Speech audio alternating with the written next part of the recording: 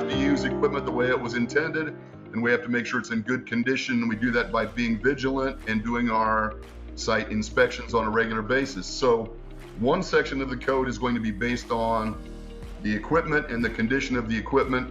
The other part of the regulation is going to deal with safe work practices and making sure that if we have employees working around energized electrical equipment, the equipment either has to be guarded so that they can't have contact with those conductors, or they have to be qualified by virtue of education and experience and training to work around exposed energized electrical equipment. I mean, those are really the only two possibilities. And as far as OSHA is concerned, there are very few reasons that you might work around energized electrical that is exposed, where you might make contact.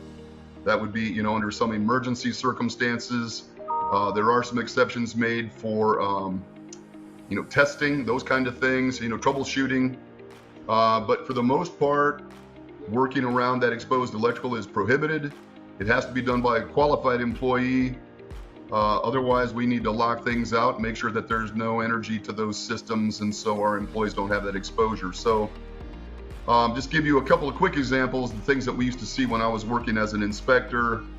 One thing that I saw all the time in general industry settings was the use of temporary cords, extension cords, in place of permanent wiring. So you'd see a cord plugged in over there, then it'd be kind of run over the wall, and it'd be stapled up, or it would be zip tied to the building, then it would come down the other side and it would plug in a piece of equipment.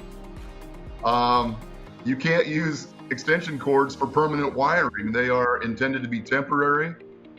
You can use them while you are relocating something, or you can use them for tools or something, but they're not intended to be permanent.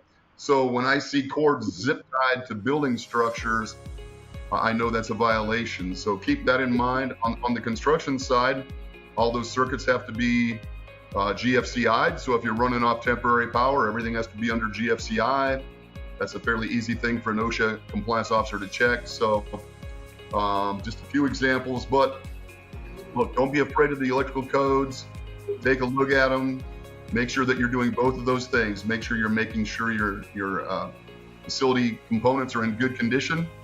And then make sure your employees are trained on what they can and can't do when it comes to electrical equipment.